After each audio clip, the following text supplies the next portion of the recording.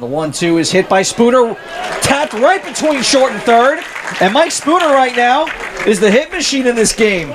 2 hits for him on the day. Wild pitch from Gutierrez, and Miolo will hit that deep in the hole between short and third, and it gets under the glove of Starajewski.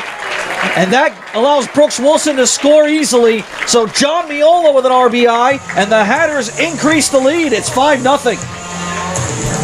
In 91 at bats. Grounds this ball out to short. Arenas goes to second. There's one. No chance at the turn. But again, there's always one guy who tries. About half the time he doesn't make it. 1-1. That's laced. Caught by Shelton. And he makes up for the error with a spectacular catch for the second out. Got him. Strike 3 call. 1-0. Bogart threatens to run, and then a grounder through the hole in right field for base hit. Bogart had to hold up as the ball went right by his ankle, so he stops at second. Check swing on that one, and they're going to say he went around. 1-2. That's tapped right between short and third, base hit, and that gets through. That'll score 1. Jacob Kuz will hold his horses at third. Tripper holding him up.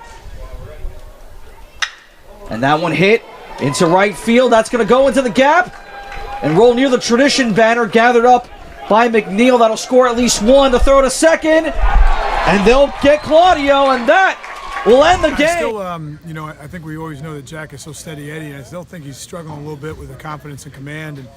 And had a good fastball tonight. Was missing that strikeout pitch. The good slider that he usually gets that 8 or 9 strikeouts on. Ty, I think he only had 3 strikeouts.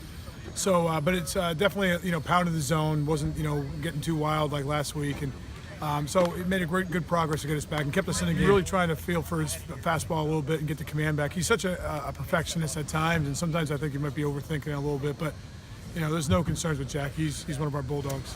His wrist is bothering him pretty bad, so we're going to see how day to day at this point. He might have to rest him a couple of days. Obviously, with conference coming up, every game's important to us, but with conference coming up is important. So we'll see how it feels in the morning. He's been going on for about 2 weeks now, where he jammed it up against the fence, and it's just not really healing as quickly as he wanted. He's swinging about well. He's being aggressive. He's 2-strike hitting well. He's using the other side of the field, which is nice. So he's getting on base, and when we get the leadoff guy on, we had a good chance. We put him in that spot. He's got a lot of strikeouts, but we said he's going to really be attacking. He's aggressive, and we want guys to be aggressive in RBI spot. So it's been working out where he's getting a couple big hits for us. It was just an errant throw, and I think Georgie might have had him by a few pounds, so I think it helped right there. But both guys really took a whack.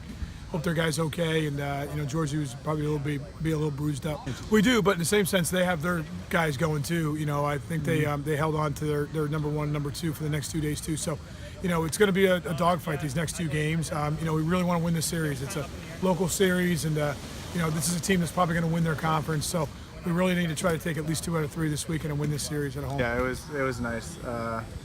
Just pitching like I know how I can. What I was trying to do was get 2 out of 3 first pitches for strikes, and whatever happened. So I didn't really mind not striking guys out as long as there was a changeup I yanked. That's why I hit the lefty, and then the righty, he was in there. He kind of leaned over. It was a good pitch, but hit him. So, but we forgot about that real quick. I think as soon as we got on the plane. So, but now we're ready to turn it on and get ready for conference. I don't know. It's just comfortable. I've been there my whole life. I feel like it's just a right spot for me. I don't even think it's so much just hitting there. I'm just under control and know what I'm doing at the plate right now. I know Perk was pitching his butt off. We just had to help him out. Brad does a great job on the field. There's absolutely no excuses to not make those plays. So just doing what I can for our pitchers and just get as many outs as we can. A little bit of confidence, honestly. After the first inning, getting out of that little jam that we had early on in the game, you just saw him commanding the zone a lot better.